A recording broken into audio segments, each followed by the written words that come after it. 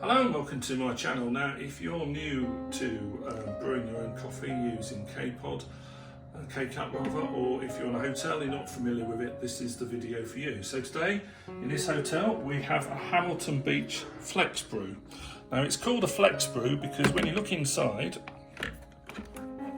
you've got the normal place that you would put your K-Cup, but with this machine you can lift it out, and if we look in the bottom here, hidden away is another one of those.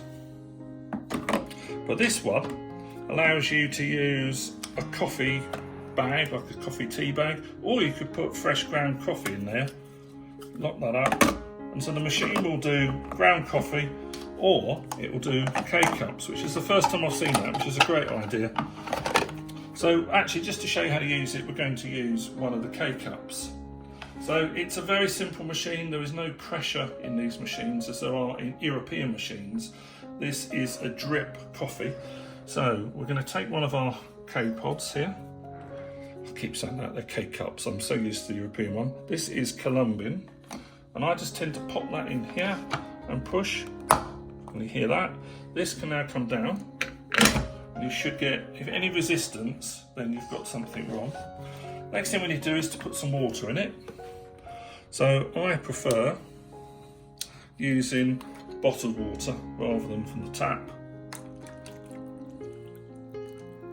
To me, you get a better taste. Sometimes in the hotels, depending where in the world, you're going to get different tasting water that will affect the taste of the coffee. So we pop that in there, and you'll see you've got a little gauge here that's showing you how much water. And there's not a lot of controls on this. You're checking you've got enough water, and down here you have two buttons. One of them is marked bold, and one of them is regular. Now this is how strong you want the coffee. Now as this machine doesn't alter the pressure and doesn't alter the temperature, the only way I think it can be doing that, it's altering the flow rate of how quickly the water goes through. So we're going to put our cup in, we've got our coffee in, we have our water in, and I'm going to go for the bold one, which is touch sensitive. Now we'll probably have to come back because that's going to take 2 or 3 minutes to heat that water up. So we'll come back in a second when that's running. It's taken a couple of minutes for that to warm up that water and then drip it through. If you want to stop that, if you feel that's enough coffee for you, then just touch the button. If you want a bit more, touch the button and it will carry on a bit more. Now in the hotels you're going to get little sachets of creamer, which I absolutely hate, so if you manage to pick up some milk and put it in the fridge, that is definitely going to taste better. But if not, it's have it black or have it with your powdered creamer.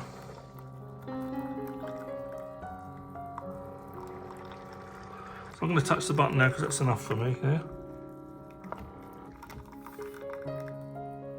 Now remember, when you empty the K-Cup in the machine, that's got boiling water in it, so leave it a little while before you put that in the trash. They're almost impossible to recycle because they are plastic, foil and food waste. So I hope you found it useful. There you are, that's your quick guide to using the coffee machine in your room if you've got a K-Cup. And this is the Hamilton Beach FlexBrew with the option of putting ground coffee. Don't forget, please subscribe and I'll see you in the next video. Cheerio.